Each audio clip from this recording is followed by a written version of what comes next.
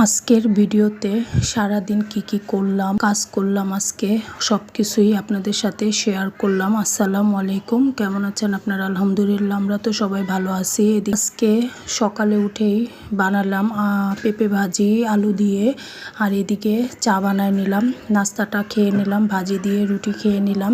খেয়ে আজকে সকালের নাস্তায় আমার চার কন্যার বাবা আমাকে রুটি ছাকায় হেল্প করছে, ওইদিকে ফিল্টারের মধ্যে পানিও দিছে, আর এদিকে ঘরের অবস্থা পুরাই করুন।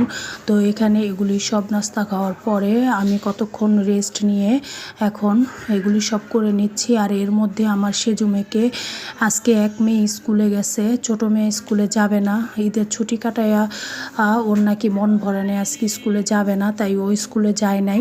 এদিকে মেয়ে সেজু মেয়েকে নিয়ে গেল, ওরা চলে গেল, আর আমি এদিকে ঘরের কাজগুলি সব সেরে নিলাম। এখানে ঘরটর গুছাইয়া আমি এখন কাপড়গুলি সব ইস্ত্রি করে, এগুলি সব ঈদের মধ্যে পড়ছিল, এই কাপড়গুলি সব ধুয়ে ইস্ত্রি করে এখন ভরে রেখে দিব আলমারির ভিতরে, কারণ এরপরে আর সময় পাবো না এগুলি গুছানোর। এই কাপড়গুলি প্রায় আজকে 2 দিন যাবৎ পড়েছিল, গুছাইতে পারতেছিলাম না, সময় পাচ্ছি না। তো এখানে তো আজকে সব কাপড় চোপড় গুছাইয়ে আলমারিটা গুছাইয়ে রেখে দিব, কাপড়গুলি সব আলমারির ভিতরে। তো সব হয়ে গেল, এখন যার যার আলমারিতে ভরে রেখে দিব। আর এইদিকে আমি এখন সোফাটা ঝেড়ে নিব, একটা একটা করে কাজ সেরে নিচ্ছি। আজকে কাজ করতে করতে অনেক টায়ার্ড হয়ে গেছি, অনেক কাজ ছিল আজকে। এই কাপড়গুলি অনেক দিন ধরে ঘরে পড়েছিল, গুছাতে পারি নাই। তো এইখানে সকালে নাস্তা খাওয়ার পরে সব কিছু রান্নাঘরে নিয়ে এখন টেবিলটা পরিষ্কার করে নিই। আপনাদের যদি আমার ভিডিওটা ভালো লাগে, আমার ব্লগ ভিডিও বা বড় ভিডিও, ছোট ভিডিও,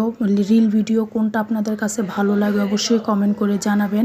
এদিকে আমি এখন রান্নাঘরে সমস্ত থালা বাসনগুলি ধুয়ে নেব। এখন আমি রান্নাঘর সম্পূর্ণটা ভালো করে একদম পরিষ্কার করে তারপর রান্না বসাবো। এখানে আমি মাছটাও নামায় রাখছিলাম সকালে, কারণ রান্না বসালে সব কিছু আরও বেশি নোংরা হয়ে যায়। এখন পুরো রান্নাঘরটা পরিষ্কার করে আমি এখন রান্না বসাবো, ভাত বসাবো এক চুলায়, আরেক চুলায় বসাবো তরকারি। তো এইদিকে আমি এখন পেঁয়াজ কেটে নিচ্ছি, রান্নাঘরটা মোছার আগে পেঁয়াজটা কেটে নিচ্ছি, কারণ আজকে রান্না করবো চেওয়া মাছের দো পেঁয়াজি, আর এইদিকে আলু ভর্তা।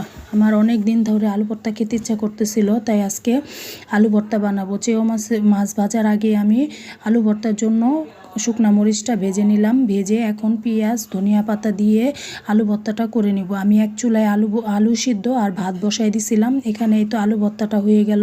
আজকের আলু ভর্তাটা দেখতে যেমন লোভনীয় হয়েছে, খেতেও আলহামদুলিল্লাহ অনেক মজা ছিল। এদিকে আমি এখন চেওয়া মাছের দো পেঁয়াজিটা করে নিব। এখানে চেওয়া মাছের যে তেলগুলি থাকে পেঁয়াজে, আলু ভর্তা করতে করতে আমি পেঁয়াজটাকে লাল করে ভেজে নিলাম, আর এদিকে হলুদ মরিচ